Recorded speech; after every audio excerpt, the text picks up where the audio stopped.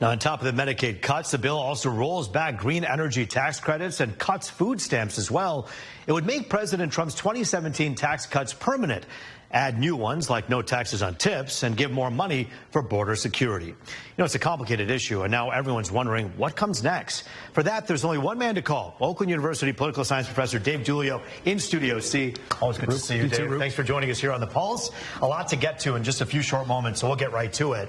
I do want to ask you, because you're our political science guru, and there's so much that goes on. As this bill was in the House, you know, it met an uncertain fate, moves on to the Senate, and now it goes back to the House. What unfinished business do you see for House members to kind of take up with this bill?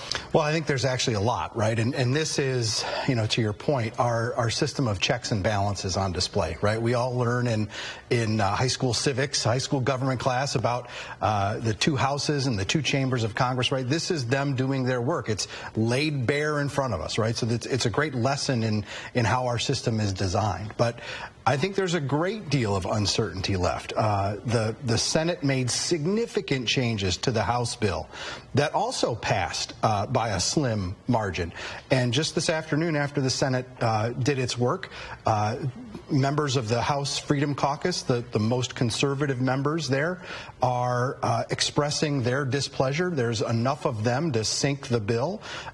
You know, in the process, we are going to see tomorrow, there's a procedural vote that'll come up first. It's called the rule, which just sets up how the rest of the process is going to play out. That is a key point, because if the rule doesn't pass, which is a test vote in many respects, they can't move forward to full consideration. So we'll know, I think, by tomorrow afternoon if this is going to get signed or get to the president's desk by July 4th. We should point out that when the shoe is on the other foot and there's a Democratic president and there are Republican lawmakers who don't want to see something pass, we've seen this type of thing happen before. This is not uncommon, and I think it's really interesting. Whenever I talk to you, we talk about precedents, and so often people say, this is unbelievable. I can't believe this is happening. Can you believe these lawmakers?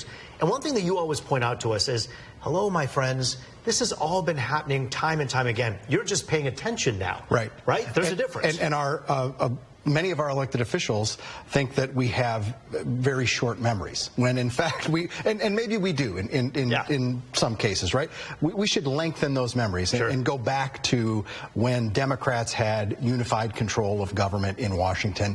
They did the same thing, and the same kind of hyperbolic statements that come from both sides were present. It was just, you know, flipped, where this was going to be the legislation that saves America, or it's going to be the one that drives it into the to the fires of hell. So you know, I think a little perspective is always important.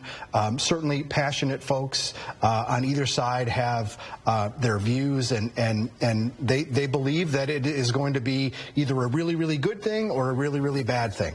I would encourage your viewers to do a little bit of additional research, give it a little bit of time too. I think there's so many assumptions that go into the predictions about this legislation. We don't really know how it's going to play out, in large part because we don't know what the final legislation is going to look like. So you're saying reading my neighbor's Facebook post alone isn't enough to understand a topic? Isn't that a novel topic, a novel subject? I want to ask you about the tools that lawmakers have in their hands to essentially delay any kind of progress for this bill.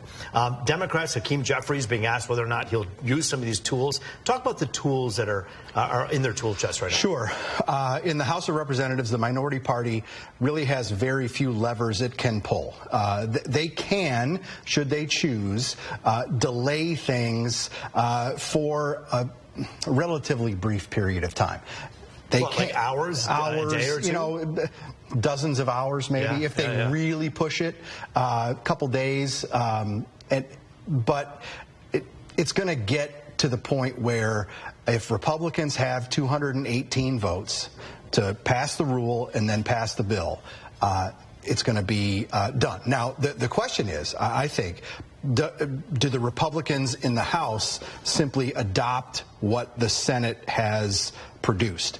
There are clearly Republicans in the House that are not happy with that version. So, and if the House changes it, then it's got to go back to the Senate, right? What about the Republican lawmakers out there who are worried that these Medicaid cuts, or even, as you say, perhaps if there even be some hyperbole around the effects of the Medicaid cuts, how dramatic could that be for my constituents?